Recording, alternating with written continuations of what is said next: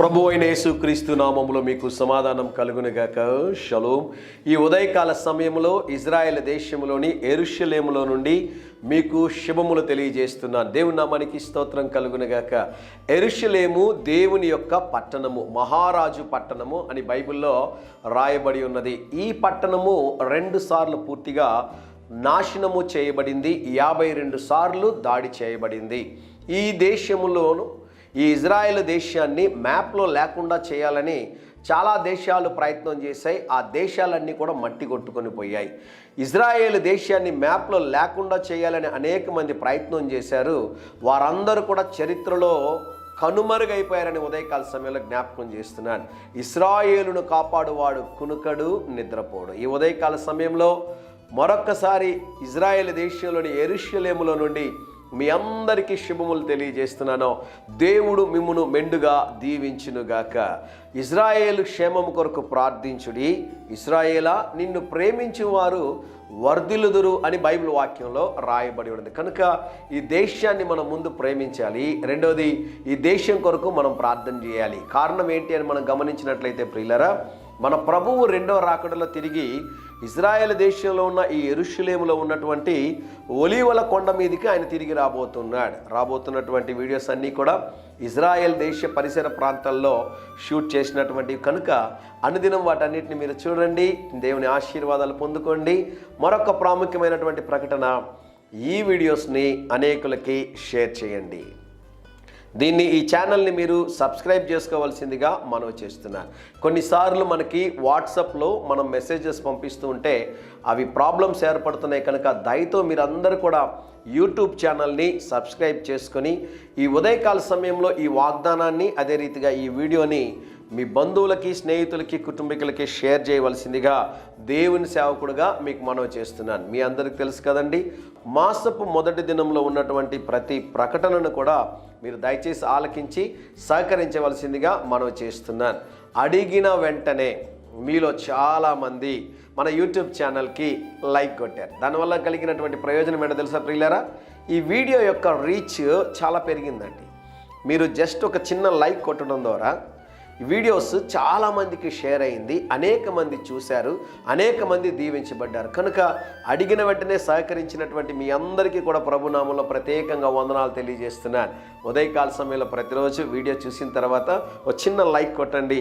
తద్వారా ఈ పరిచర్యలో మీరు కూడా పాలిభాగస్తులు అవుతారు. మరొక ప్రాముఖ్యమైనటువంటి ప్రకటన, ఈ పరిచర్య అంతా చేయాలి అంటే ఆర్థికంగా కూడా అవసరతలు ఉన్నాయి. పుత్తూరు ప్రాంతంలో ఓ ప్రైవేట్ టవర్ కడుతున్నాం. కనుక దయచేసి దాని కొరకు ఆ ల్యాండ్ విషయమై, అదే రీతిగా కట్టబోతున్నటువంటి ప్రైవేట్ టవర్ విషయమై మీరందరూ కూడా ముందు ప్రార్థించండి.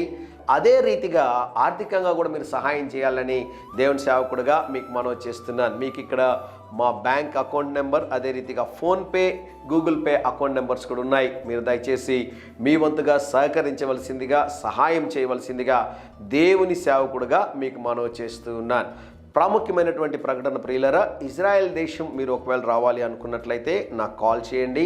దానికి సంబంధించినటువంటి డీటెయిల్స్ అన్నీ కూడా మీకు అందిస్తాను. కేవలం ఇజ్రాయెల్ దేశమే కాదండి, జోర్డన్, ఇజ్రాయెల్ దేశం, పాలస్తీనా, అదే రీతిగా ఈజిప్ట్, అంత మాత్రమే కాదు, బైబిల్ రిలేటెడ్గా ఉన్నటువంటి టర్కీ 7 సంఘాలు, ఎఫెసులో ఉన్నటువంటి 7 సంఘాలు ఉన్నటువంటి టర్కీ దేశము.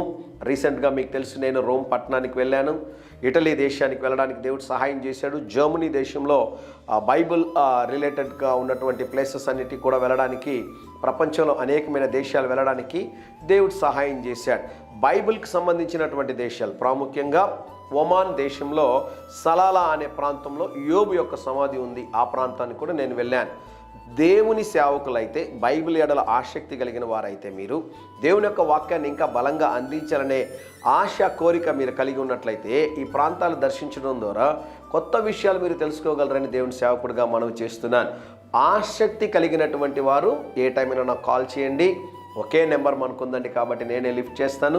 ఈ సమాచారం అంతటిని కూడా మీకు అందిస్తాను. కనుక వీటన్నిటి గురించి మీరందరూ కూడా ఉదయకాల సమయంలో ప్రార్థించవలసిందిగా, జ్ఞాపకము చేసుకోవాల్సిందిగా మనవి చేస్తూ ఉన్నాను. సహకరిస్తూ సహాయం చేస్తున్న ప్రతి ఒక్కరికి కూడా ప్రభు అయిన యేసుక్రీస్తు నామంలో శుభములు తెలియజేస్తూ ఉన్నాను. ఈ ఉదయకాల సమయంలో ద్వితీయోపదేశ కాండము 15వ అధ్యాయము 4వ వచనంలో దేవుడిస్తున్నటువంటి శ్రేష్టమైనటువంటి వాగ్దానాన్ని గమనించినట్లయితే యెహోవా నిన్ను నిశ్చయముగా ఆశీర్వదించును. పరిశుద్ధ గ్రంథమైన బైబిల్లో మీరు గమనించినట్లయితే ప్రియులారా, ఎబ్బేజు అనే వ్యక్తి, ఎబ్బేజు అనే మాటకు అర్థము వేదన, దుఃఖము.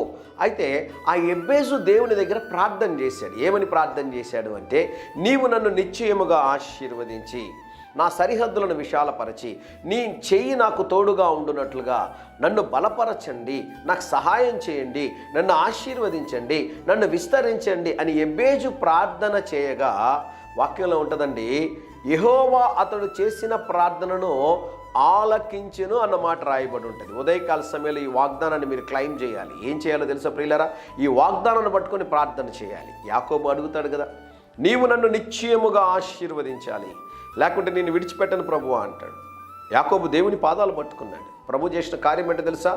అతనిని ఆ సంతతికి దేవుడు యాకోబుని ఆశీర్వాదకరంగా దేవుడు మార్చాడు, ఇజ్రాయేల్గా దేవుడు మార్చాడు. ఒక మోసగాడు దేవుణ్ణి పట్టుకుంటే దేవుడు ఏం చేస్తాడు? దేవుని పాదాలు పట్టుకుంటే దేవుడు యాకోబుని ఇజ్రాయేల్గా మార్చి బహుతరములకు దేవుడు ఆశీర్వాదకరముగా, దీవెనకరముగా దేవుడు చేసి ఉన్నాడు. ప్రియులారా, ఈ ఉదయకాల సమయంలో మనం ప్రార్థన చేయాలి. ప్రభువా, నిశ్చయముగా మీరు మమ్మను ఆశీర్వదించాలి. ప్రభువా, నన్ను ఆశీర్వదించి ప్రభువా, నా భార్యను ఆశీర్వదించి ప్రభువా, నా భర్తను ఆశీర్వదించి ప్రభువా, నా బిడ్డలను ఆశీర్వదించి ప్రభువా, నా కుటుంబాన్ని ఆశీర్వదించి ప్రభువా. మీరు ఏ వయసులో ఉన్నవారైనా కూడా, పరిస్థితి ఏదైనా, స్థితి ఏదైనా, నిన్ను ఆశీర్వదించే దేవుడు ఉన్నాడో ఆయన పేరు ప్రభు అయిన యేసుక్రీస్తు. అడుగుడి మీకు ఇయ్యబడను. అడగండి ప్రభు సన్నిధిలో. ఉదయకాల సమయంలో దేవుని సన్నిధిలో ప్రార్థన చేయండి. ప్రభు బలమైన కార్యాలు మీ జీవితంలో జరిగిస్తాడని దేవుని సేవకుడుగా మీకు జ్ఞాపకం చేస్తున్నాను. ఈ నెల ఆరంభమైందని చాలా భయపడుతున్నారా? కలవరపడుతున్నారా? దేవుడు అద్భుతముగా ప్రతి అవసరతను సంధించబోతున్నాడు. దేవుడు నామానికి స్తోత్రం కలుగునుగాక. దేని గురించి కలవరపడొద్దండి, భయపడొద్దండి. ప్రభు మీకు సహాయం చేయబోతున్నాడు. విశ్వాసంతో అడుగులు వేయండి. ప్రార్థన పూర్వకంగా ప్రతి దినాన్ని ప్రారంభించండి. దేవుడు మీరు ఊహించిన వాటికన్నా గొప్ప కార్యములు ఈ నెల మీ జీవితంలో జరిగించునుగాక. ధైర్యంగా ఈ దినాన్ని ఎదుర్కోండి. దేవుని సన్నిధి మీకు తోడుగా వచ్చునుగాక. ప్రియ పరలోకపు తండ్రి, గడిచిన మాసములంతా కూడా మీ కృపతో మమ్మల్ని జ్ఞాపకము చేసుకుని మరొక నూతనమైన మాసములోనికి నడిపించిన కృప కొరకై వందనాలు ప్రభువా. ఈ మాసమంతా మాతో మా ప్రియులతో ప్రభువా మీ దేవదూతల కాపుదల్లో ఉంచండి. సిలువ రక్తముతో కంచె వేయండి. మీ సన్నిధిని తోడుగా ఉంచండి. ఫిలిప్పీ 4:19 ప్రకారముగా మా ప్రతి అవసరతను మీరు సంధించుమని, బలమైన కార్యములు మా జీవితంలో జరిగించుమని యేసు నామములో ప్రార్థిస్తున్నాము తండ్రి. Amen, amen.